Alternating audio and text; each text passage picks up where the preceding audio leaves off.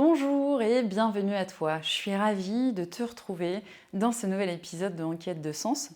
Alors aujourd'hui, on va continuer de regarder ensemble les différents messages, les différents cadeaux que nous offrent nos émotions lorsque nous leur laissons la place de vivre en nous. Et donc, je t'ai parlé la dernière fois de ce message de la colère.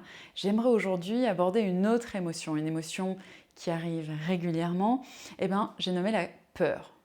La peur, c'est une émotion assez forte, une émotion qui est là dans un contexte où on sent que ce qui a de la valeur pour nous est menacé. Prends quelques secondes et regarde ce qui a de la valeur pour toi et regarde à quel moment, quand c'était menacé, ça a généré chez toi cette émotion de peur.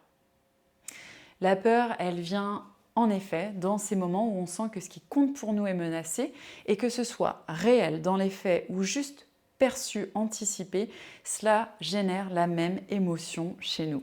Et donc cette émotion, elle arrive face à une incertitude, un risque perçu. Voilà, elle est là, on la ressent, c'est souvent, si je te parle de sensations au niveau du corps, au niveau du ventre, une boule peut-être. Et en fait, le message de cette émotion, c'est réagis vite. Elle est là pour nous sauver, pour nous préserver.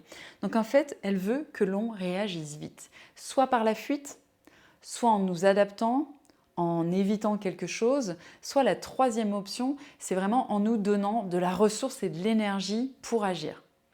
Donc cette émotion, elle est là pour nous faire agir vite, soit prendre la fuite, soit nous figer, soit nous déplacer, soit nous préparer à nous battre.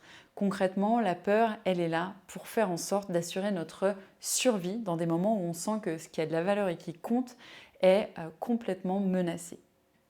Moi, je vais te donner un exemple. La dernière fois que j'ai ressenti un peu de peur, ça a été à l'annonce de la maladie de mon papa.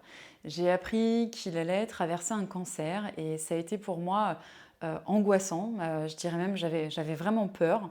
Parce que aussi dans ma personnalité, j'ai la capacité, enfin ça fait partie des traits de personnalité, moi je vais plutôt avoir tendance à me projeter. Donc je vais avoir de la facilité à anticiper, à imaginer. Et donc, dans ces circonstances-là, oui, je craignais, je ne savais d'ailleurs pas quel était le protocole, comment ça allait se passer. Et donc, cette émotion que j'ai ressentie m'a invitée finalement à trouver des solutions. Ça a mobilisé des ressources pour essayer de comprendre, mieux comprendre ce qu'est cette maladie, ce qu'elle implique.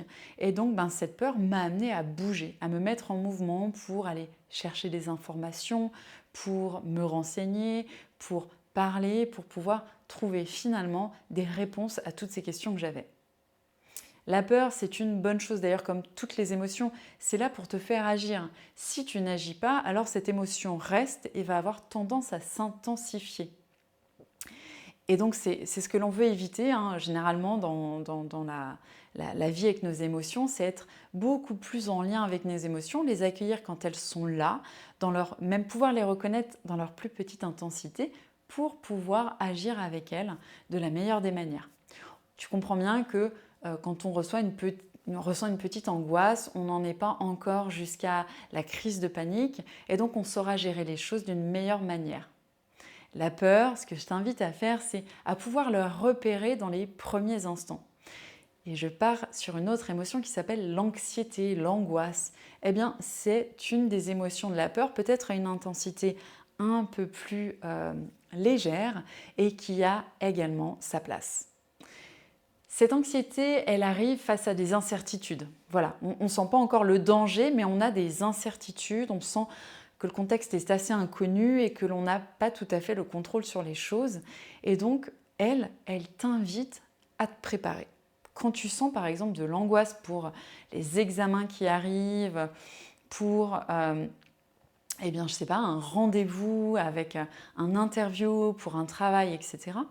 En fait, cette angoisse, elle est tout à fait naturelle et elle est même chérissable parce qu'elle est en train de t'inviter à te préparer, à faire en sorte que tu te prépares mieux pour pouvoir préserver ce qui a de la valeur pour toi, le préserver.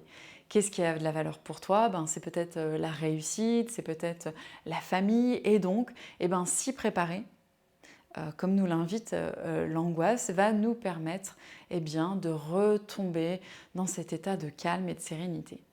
Il est très important d'écouter tes émotions parce qu'une fois que tu as agi, tu retrouves naturellement cet état qu'on peut appeler d'homéostasie, où ton corps reprend son calme, reprend son souffle, où les émotions sont libérées, où tu peux reprendre conscience et contact avec toi et aussi avec ton environnement. Une autre émotion dont j'aimerais te parler aujourd'hui, c'est la honte.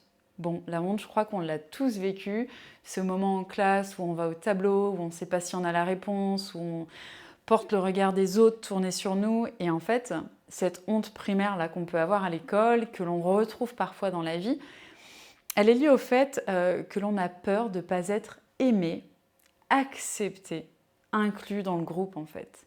Tout ça est lié à notre communauté. Et vraiment, le message de la honte, c'est le message en tout cas que cette émotion t'amène à entendre, c'est qu'est-ce que tu as fait dans ton comportement qui ne te semble pas juste et qui est en train de menacer un peu le groupe, et que pourrais-tu faire différemment pour être davantage inclus, davantage appartenir, être aimé. Donc c'est vraiment une réflexion sur toi et tes comportements vis-à-vis du groupe. Je te donne un exemple. La honte, moi, ça a été quand je suis rentrée dans cette salle récemment, très silencieuse, tout le monde écoutait la personne parler, le speaker. J'entendais vraiment le respect, le silence dans cette salle, et j'ai trébuché.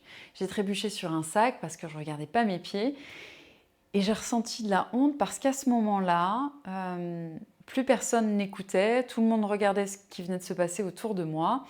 Et j'ai donc en fait menacé le groupe d'une certaine manière en ne respectant pas ce qui se passait là maintenant. J'ai donc en fait eu le sentiment de ne pas être aimable vis-à-vis de ce que je venais de faire. Et cette émotion m'a amenée à réfléchir, ok, qu'est-ce que j'ai fait qui n'est pas aligné avec ce qui compte pour moi? Ce qui compte pour moi, c'est notamment l'amour.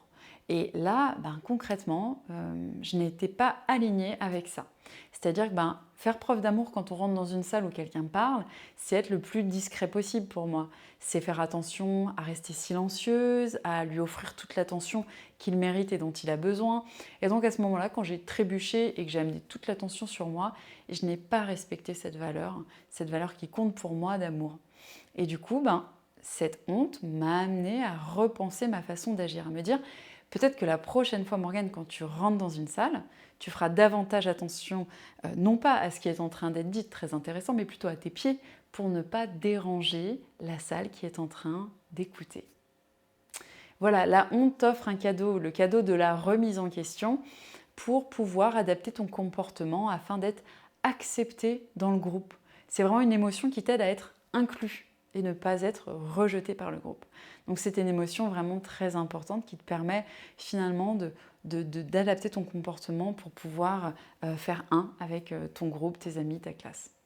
J'espère que ces différents exemples autour des émotions de la colère, de l'anxiété, de la honte t'ont aidé et te permettront de peut-être plus facilement saisir les cadeaux de ces émotions et aussi de leur permettre de vivre en toi de manière plus naturelle. J'espère que ça t'a plu. Je me réjouis de te retrouver la semaine prochaine. D'ici là, n'hésite pas à commenter, à liker ou à partager cet épisode avec des personnes qui seraient autour de toi susceptibles d'en avoir besoin. Je te remercie de m'avoir suivi. On se retrouve la semaine prochaine pour d'autres émotions. À bientôt.